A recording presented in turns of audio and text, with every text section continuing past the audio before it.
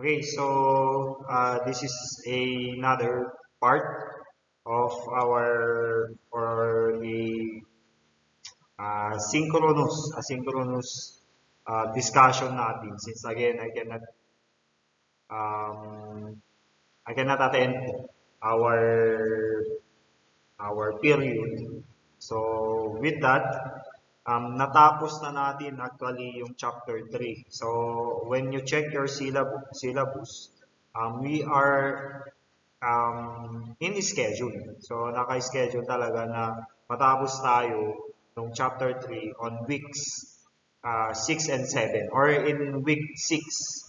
So, yan. So, I can now proceed since natapos na din naman natin yung mga topics natin sa chapter 3, then I can now proceed sa chapter 4. So, sa chapter 4 na dito na papasok yung broiler industry or yung broiler production natin. Okay?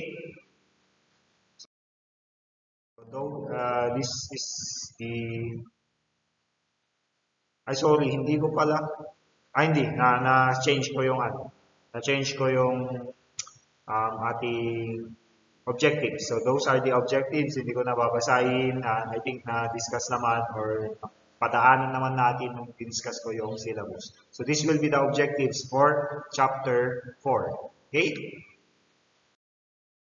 So, with that, ang una nating i-discuss sa ating sa broiler industry is yung sa basic features. Okay, anong mga ba yung mga dapat na malaman ninyo? Ano nga ba yung broiler? Ano nga ba yung broiler farming? Ano nga ba yung broiler industry natin? Okay? So, basic features lang. So, madalian lang na discussion sa mga features. Basic, yung mga general lang na features. Kasi nga, as we go along with this chapter, malalaman at malalaman ninyo yung mga specific na features nitong broiler industry, nitong broiler farm, or the broiler itself.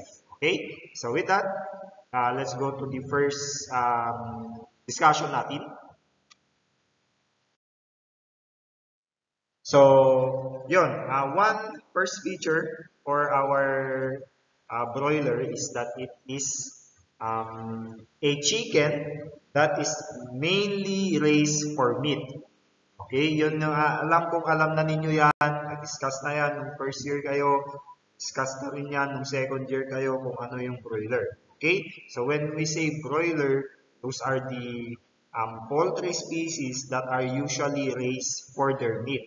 Kasi nga, they are fast growers. Mataas, maganda yung growth rate nila. So, yun.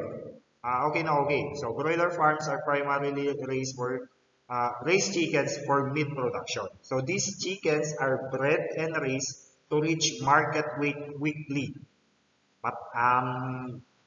Mabilis yung turnover ng capital. Kasi nga, mataas yung growth rate. They can reach market weight quickly, typically within 4 to 5 weeks. So that's 28 days. So I guess 35 days. 35 days is stretching it. Nasa 28 days, pwede nang ibenta yan as long as it is around 1.3, 1.4, 1.5 kilogram. Then, pwede nang ibenta. Okay? So, yun. These chickens are bred and raised to reach market weight quickly, typically within 4 to 5 weeks to produce high quality meat. Okay? So, yun yung unang feature. They are raised for meat. Sa broiler industry, you are mainly dealing with broilers that are raised mainly for meat. Okay? Another feature nitong ating broiler industry is this is an industry that is built on genetic selection. I mean, almost lahat naman ng livestock natin and even poultry species natin, they are selected or they undergone genetic selection. But for broiler, it is evident kasi. Okay, so the industry relies heavily on selective breeding to develop chicken breeds with desirable traits, such as, since we are dealing with broilers, fast growth, high feed conversion efficiency, and good meat quality. So kung makikita dito sa ating anong tawag dito? picture, noong 1957, 28 days, nasa 316 grams pa lang. And then, nung 56 days na, nasa 905 grams lang. So, wala pang 1 kilo. So, that's in 1957. And then, syempre, may mga genetic selection yan. Nag-select na sila, nag-breed na sila ng mga chickens that are that has fast growth rate, maganda yung feed efficiency, maganda yung meat quality. So, pumunta tayo dun sa 1978. Tumaas yung weight ng mga day-old chicks natin. Tumaas din yung weight nila nung 28 days na sila. So, makikita, 316 days. 316 grams nung 28 days sila noong 1957, pero nung year 1978, nasa 632 grams na. So, dumoble yung weight nila. And then, similar, doon sa 56 days na nila, makikita na nasa 1.8 kilos na yung chicken, yung weight ng chicken noong 1978. And then, fast forward sa 2005, makikita 44 grams nung day-old chicks sila. Nung 28 days na, 1.3 or 1.4 kilograms na. So, mataas na yan. Actually, that's a marketable weight. Then, nung 56 days na, nasa 4.2 kilograms na. So, ang taas na nung inilaki ng ating mga broiler chicken. So, this is because the industry relies heavily on selective breeding, on genetic selection. So we are constantly developing, researching on genetic selection, on developing breeds that are more efficient in converting feeds, that has higher growth rate. So it is not impossible na within the span again of 10 years, 20 years from the future to the future, makakakita na tayo ng broilers that kahit 14 days pa lang, nasa 1.4 kilograms na. Okay? So, yan. Again, the broiler industry is heavily dependent on genetic selection in order to improve yung productivity ng mga broilers natin. Again, so another feature is on the housing and infrastructure. So basically, yung mga broiler farms natin, they have specialized housing facilities that are equipped with temperature control, proper ventilation, and lighting system. So it is needed. It is needed, not yung discuss ko kanina na yes, genetics, kung maganda yung genes mo, then you are assured of like a high productivity. Pero again, you need to provide them with proper environment, suitable environment, comfortable environment in order for them to actually grow properly. So dito papasok yung housing and infrastructure. Mga housing kasi usually ng mga broilers natin, they are made particularly, specifically in order to provide comfort to the chicks natin, in order for them to actually maximize and utilize their potential, their genetic potential. So dito papasok na ngayon, pero mga high-tech na ng mga broiler farms, broiler housing that can actually control the temperature. So it is air conditioned, proper ventilation. So meaning usually they are applying tunnel ventilation in order to properly for proper ventilation, and then lighting system is optimal that it can actually affect the productivity, increase the productivity of our broilers. Okay, so the infrastructure is designed to optimize growth conditions for the chickens. So yan, yung sinasabi ko, itong mga infrastructure natin na sa broiler industry, it is designed in such a way that it can provide comfort. It can provide comfort to the broilers natin that they need in order for them to grow properly. Yun. And then another feature is on the feeding and nutrition. So broiler chickens are fed with specially formulated diets to meet their nutritional requirements for rapid growth. So na-discuss na yan, or you are familiar na with the like nutrient requirement ng isang broiler. So, since you nag-enroll na kayo ng Ansay 102 last sem, So alam na ninyo kung gaano kataas yung protein requirement kumbaga ng ating mga broilers. Kasi kailangan to. Kailangan na mataas yung nutrients, like for example, protein in order for them to grow properly. So, yung mga feed na binibigay natin, they are specially formulated. So, you are familiar naman doon sa feed formulation kasi nga ginawa niyo naman, nag-compute naman kayo, mga ganun. So, they are specially formulated para ma-meet yung purpose ng feed formulation is in order for the raiser, in order for them to meet yung nutrient requirement ng ating animal. So, kasi pag hindi yan na-meet, usually hindi naman ma-achieve yung potential ng broiler natin kung hindi maganda yung feeds na binibigay mo. Okay? So, in order for them to grow rapidly, na yun yung gustong-gusto natin sa mga broilers natin, kailangan natin silang pakainin, bigyan ng mga feeds that are highly nutritious. Okay? So, yan. The feed composition is carefully balanced to ensure efficient weight gain and meat production. So, yan. Nababalance yan. Alam na ninyo, you are familiar with food feed formulation, so alam na ninyo that you need to balance these nutrients. You need to allot more parts by weight to this nutrient, to this feedstock in order to provide more nutrients, mga ganun. Okay? So it is carefully formulated in order again to ensure that the animal grows properly. And since we are talking about broilers, it will grow rapidly. Okay? So that's on feeding and nutrition.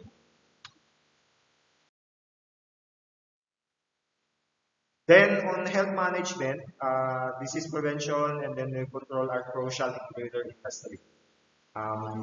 Bakit siya crucial? I mean, lahat naman ng mga livestock industries natin, poultry industries natin, crucial yung disease prevention. Pero it is parang mabigat yung consequences dito sa broilers kasi we are dealing with hundreds, thousands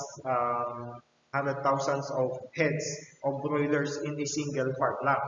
So, once na merong nagkasakit na yan, na broiler, the chances that it will be passed on to another broiler and then to another broiler is high. Kasi nga yung setting sa broiler natin, dikit-dikit sila. Hindi naman dikit-dikit, pero yun nga. Kumbaga, they are in a room. Dami na nila doon. That mataas talaga yung chance na mahahawa yung katabi niya. Okay? And this can result to disease outbreak. So, yung sinabi nga, it is crucial that we need to prevent the outbreak of these diseases. Kasi nga, at the end of the day, pag may nagkasakit na kahit hindi pa namatay, at the end of the day, pag nagkasakit yung broiler mo, can lower the productivity of that broiler, meaning malulugi ka. Okay? And then most of the time, in a broiler farm, especially in a large commercial farm, pag nagkasakit na yung broiler na yun, higher yung chance na mamamatay. Kasi nga hindi mo naman, like for example, in 100,000 heads na broiler, hindi mo naman mapipinpoint ka agad na may sakit yon. Okay? Pero it's a good practice to observe yung flock. Pero yung individual na talaga, lalong-lalo na parami talaga yung heads, hindi mo mapipinpoint yung kung sino yung may sakit. Malalaman mo na lang na may sakit pala pag namatay na. Okay, so ganun. So, yung sinasabi nila na prevention is better than treatment, totoo yun. Okay, we need to actually look into disease prevention as a crucial aspect, a very crucial aspect in broiler production. So, farms implement strict biosecurity measures to prevent the introduction of diseases. So, yan. Diyan papasok ngayon yung di ka papalabasin. Pag nagtrabaho ka na sa broiler farm, di ka na papalabasin. Once a month ka na lang lalabas, tapos meron pang quarantine period. Pag pumasok ka ulit, bibihisan ka pa, disinfect ka pa. So, lahat yun are mga biosecurity measures that farms, especially large commercial farms, implement para walang mai-introduce na disease doon sa plant.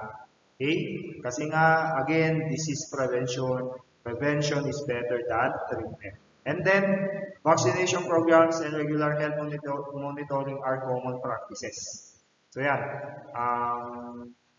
Since we are dealing with, we are talking about prevention, vaccination talaga. To vaccinate the animal, the broiler, with specific na mga vaccines to combat diseases. Especially yun nga, viral, mga diseases coming from virus. Kasi walang treatment yung mga virus natin. They are only prevented. Yung binibigay natin na treatment natin for broilers that have symptoms of viral diseases, usually it is a treatment for the secondary infection na umusbog dahil doon sa main na disease na viral. Okay? So, yan. Walang treatment, prevention lang. Okay? Then, a huge part or a parang feature na ano talaga dito sa broiler industry, especially doon sa mga large commercial farms, is the adoption ng technology and then automation sa feeding and even on the other processes, management practices. Ginagamitan na ng technology. Okay, so modern broiler farms often incorporate technology and automation for tasks such as feeding, watering, and environmental control. So this helps in optimizing production efficiency and reducing labor costs. Usually kasi, especially on a large commercial farm, we are talking about hundreds of thousands of heads ng broiler. It is much more efficient talaga that you are using automation, mga technology that can automate a lot of these management practices. Like, for example, feeding. Pag isa-isain mong pupunta ka dun sa mga feeders nila, matatagalan ka. Half day na, patapos na yung half day mo, di ka patapos sa pagpapakain. Eh, pag lilinis ka pa ng waterers, mga ganun. So, ang daming nasasayang na oras. So, as much as possible, hopefully, we can adopt a more of these technologies that are usually only present sa mga modern commercial farms from first world countries. Dito sa Pilipinas, iilan lang yung mga may ganyan. So, hopefully, we can adopt. Di ba lang sinasabi na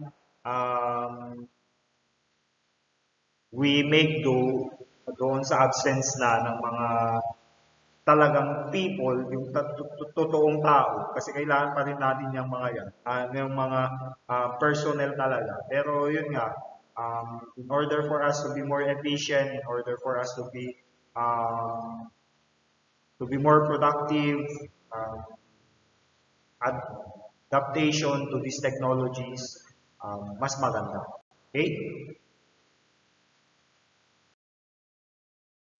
Then, quality control. So, quality standards are maintained dito sa broiler industry natin, sa broiler farms, all throughout the production processes. From the time that, from before the time na mag-a-arrive yung mga chicks, may quality standards na dapat sinusunod na, dapat ito properly disinfected na, and then pag nag-arrive na yung chicks, ano nga ba yung mga dapat gagawin? Kailangan itong mga chicks natin, dapat they are active, they have this certain weight, dapat nasa 40 grams sila, 43 grams sila, mga ganun. So, ang daming production processes that are involved in broiler production that usually kailangan na ma-maintain yung quality in order kasi they are interconnected with each other. Yung mga production processes na to, they are interconnected with each other. Kasi pag yung isa hindi up to standard yung quality na nagawa na production process, it will affect the succeeding processes.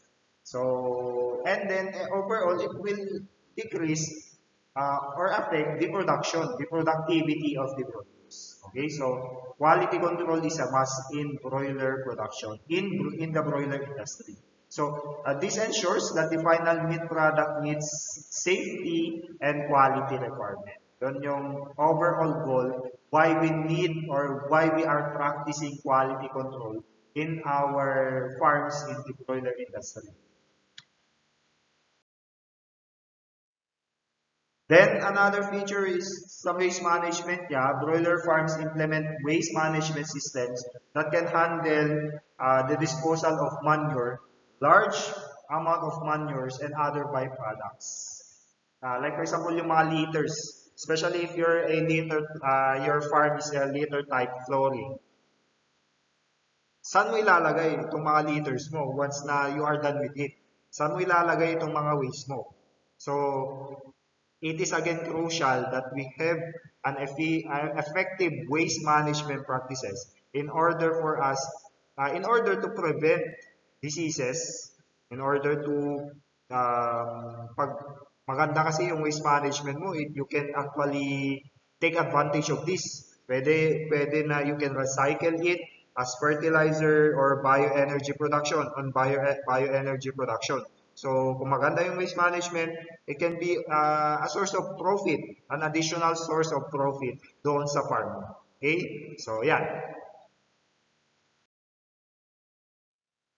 And then, integration with processing plant. So, many broiler farms are part of integrated poultry production systems wherein the farm is linked with processing plants for slaughtering, processing, and packaging of chicken products. Usually yan, may mga companies na sila na rin or they are part, they have connections with processing plants that can directly slaughter these broilers and then process it and then package it chicken products like for example chicken nuggets, mga ganun.